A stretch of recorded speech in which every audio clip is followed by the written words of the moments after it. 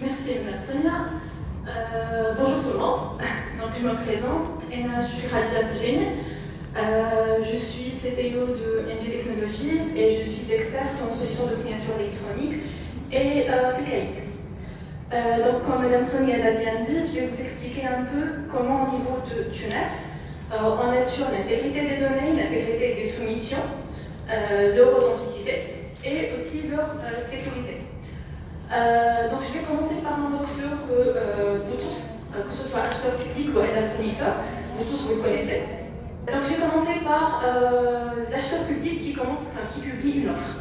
À ce niveau-là, l'acheteur public il va remplir quelque part toutes les données nécessaires et requises par TUNEPS. Avant ça, il est naturellement authentifié via un moyen d'authentification fort. Je vais revenir sur ce point-là en particulier pour dire ce que c'est l'authentification forte et sa valeur juridique, etc. Donc une fois il décide de publier l'offre, il est appelé à télécharger deux fichiers en 2 exemplaires. Ces 2 fichiers-là sont quoi? Ce sont une paire de clés, une privée et une publique. Ça permet de sécuriser toutes les soumissions qui arriveront par la suite. Je reviendrai un peu plus en détail sur ce que je viens de dire. En fait, mon intervention elle sera vraiment purement technique. Je vais essayer de la simplifier un tout petit peu, mais ça sera purement technique. Donc le soumissionnaire de son côté, il va s'authentifier lui aussi via un moyen d'authentification fort, via ce qu'on appelle une double authentification. Il va par la suite choisir l'appel d'offres. Il va sélectionner tous les lots dans lesquels il veut participer et il va demander la soumission. Donc cette soumission-là, elle est chiffrée et elle est signée. Et ça, c'est sur sa machine. Ce n'est pas qu'on envoie à TUNEPS et que c'est TUNEPS qui la chiffre, c'est qu'on la chiffre au niveau de la machine de l'utilisateur.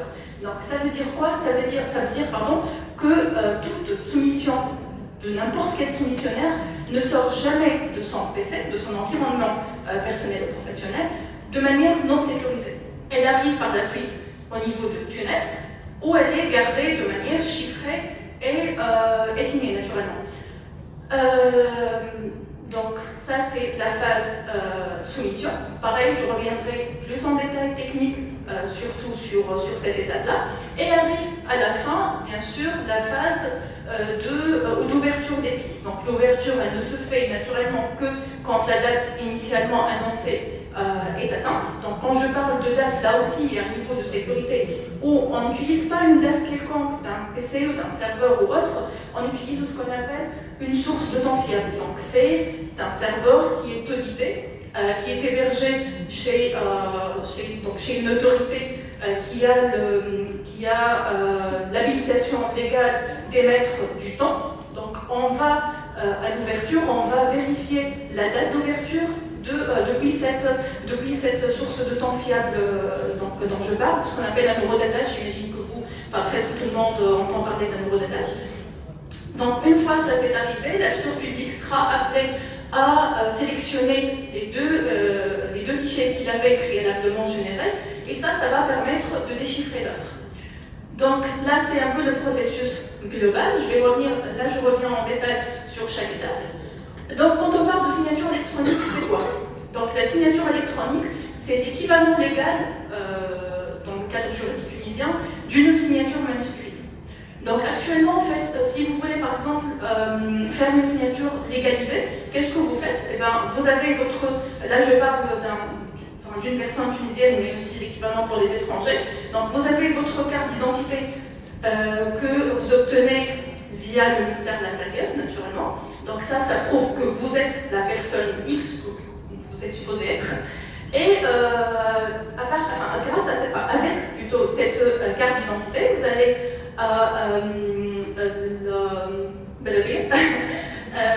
c'est ça, merci, municipalité, donc, où un agent habilité va vérifier vos données, va vérifier que vous êtes le porteur de cette carte-là, et une fois ça c'est fait, vous avez signé vos documents qui est légalisé.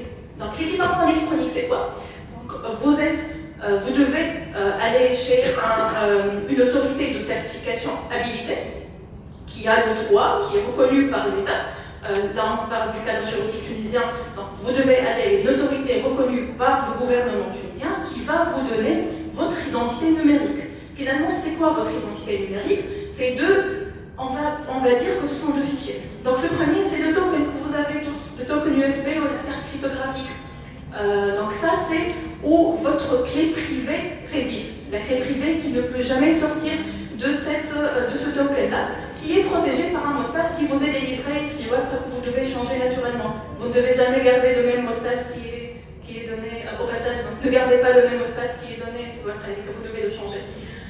Donc ça, c'est... la délivrance de votre certificat. Tout à fait, oui, c'est délivré. Donc vous avez... En fait, c'est exactement...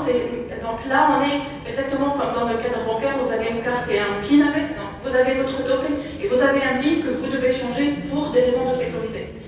Donc une fois vous avez, donc ça c'est la clé privée, et aussi le certificat qui est l'information publique.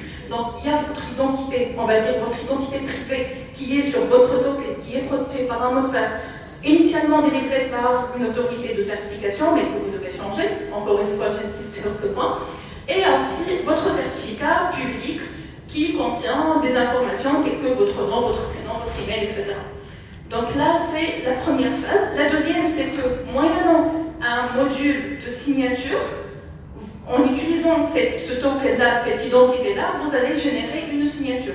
Et là, on est sur le processus équivalent à ce qu'on fait en version manuscrite, en version papier, quand on va à la municipalité pour signer des documents. La signature électronique, qu'est-ce qu'elle garantit? Elle garantit plusieurs choses, mais principalement deux points qui sont très très intéressants à mentionner au niveau du TUNEPS. Donc de un, c'est l'intégrité des données. C'est-à-dire quoi? C'est-à-dire, si je prends une offre, une soumission, n'importe quel document, un contrat ou autre, et que je change n'importe quel caractère, j'ajoute un caractère, j'ajoute un espace, j'ajoute n'importe quoi, ça rend la signature invalide. Donc il y a bien sûr, on a des modules de génération, mais on a aussi des modules de validation. Donc pareil dans TUNEPS. Donc dans TUNEPS, il y a des modules de signature qui vous permettent de signer vos documents, mais il y a aussi des modules de validation qui vous garantissent que ce que vous recevez est vraiment valable et valide. Ces modules-là, comment on les fait? Donc il y a bien sûr la phase de développement des modules, mais il y a aussi, dans le cadre juridique en Tunisie, on doit homologuer les modules de signature et de validation de signature par une autorité habilitée, qui est en l'occurrence l'Agence nationale de certification électronique, je trace qui sont déjà présents ici. Donc eux, qu'est-ce qu'ils font? Donc ils vont auditer votre module de signature et de validation, ils vont vérifier qu'il est conforme au cadre juridique en Tunisie, qui est au passage le même que les normes internationales. Donc toutes les spécifications portant sur la signature électronique, sur les détails techniques, elles sont identiques à ce qui se présente dans le cadre au niveau international. Donc le module de TUNEPS est naturellement homologué par l'Agence nationale de certification électronique, que ce soit la partie génération, mais aussi la partie validation. Et donc, quand on a une soumission faite par un soumissionnaire X, donc soit la signature est valide, auquel cas on sait que ce document n'a jamais été falsifié, que ce soit l'offre financière, l'offre technique, tous les documents ils sont signés tous ensemble, et aussi ça permet d'authentifier la personne. Vu que vous avez obtenu votre certificat via une autorité reconnue, qui est autorisée à émettre des certificats électroniques, on sait que vous n'avez pas le droit à la non-répudiation. Vous ne pouvez pas nier le fait que vous avez soumissionné, vu que vous avez déjà signé votre offre. Là, je reprends, tout à l'heure je parlais d'authentification forte, authentification à deux facteurs, c'est-à-dire quoi? C'est-à-dire, en fait, le mot authentification à deux facteurs, ceux qui sont du secteur bancaire, ils sont peut-être un peu familiers avec ça. Ça veut dire que nous avons des facteurs de familles différentes. Le premier facteur, c'est le fait que vous possédez votre token. Donc, vous avez votre token sous la main. Ça, c'est un facteur d'authentification. Le deuxième facteur, c'est que vous connaissez le PIN qui permet d'activer l'accès à votre clé privée. Là, on a deux facteurs de deux familles différentes. Donc, c'est ce qu'on appelle une authentification forte. Une authentification forte, c'est une authentification via deux facteurs, deux familles différentes. Donc, c'est l'authentification, le seul moyen d'authentification d'ailleurs, qui est autorisé par TUNEPS. Donc, une fois, là je reviens au flow dont je parlais tout à l'heure, donc l'acheteur public, il s'authentifie de manière forte, on est sûr cet acheteur public-là qui est authentifié. Donc, quand il accède à la phase de publication d'appel d'offres, techniquement derrière, qu'est-ce qui se fait? Donc, je reprends. Donc, l'acheteur public, il va générer une paire de clés. Donc, une paire de clés au niveau de sa machine, une clé privée et une clé publique. La clé publique est envoyée à TUNEPS pour en générer ce qu'on appelle un certificat. Ce certificat-là est gardé par TUNEPS, donc, mais par contre, la clé privée ne sort jamais de la machine de l'acheteur public.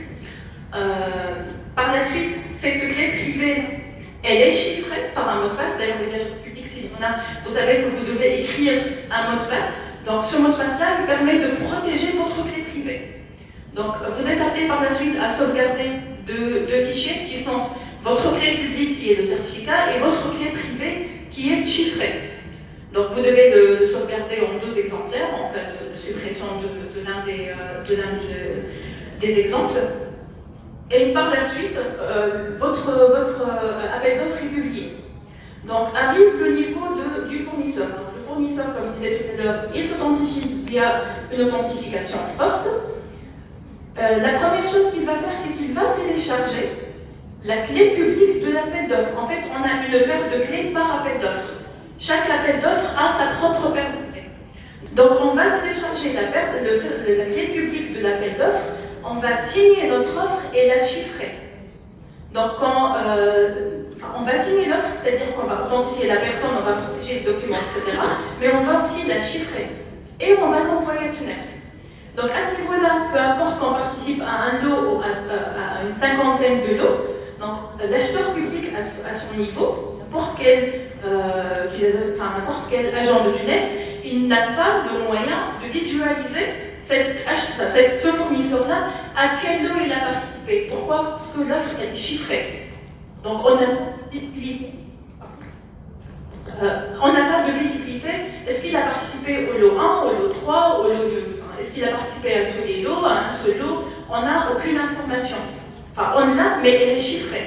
Donc le jour de l'ouverture, l'acheteur public, il va écrire son mot de passe, son PIN qu'il avait préalablement écrit.